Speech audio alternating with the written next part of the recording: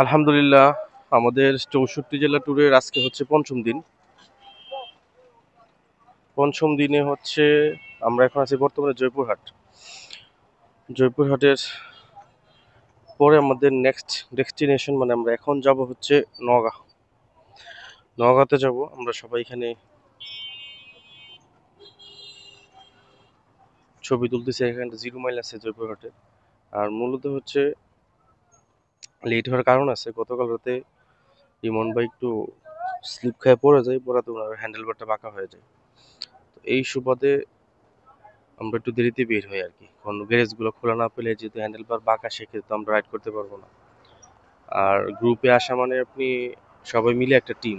একজন একজনের ক্ষতি হওয়া মানে সেটা সবারই ক্ষতি হওয়া, বা সবারই লেট হওয়া, সবারই তাড়াতাড়ি হওয়া। তো সেই হিসাবে আমরা একটু লেটই বের হয়েছি, ঘুম থেকে উঠছি দেরিতে।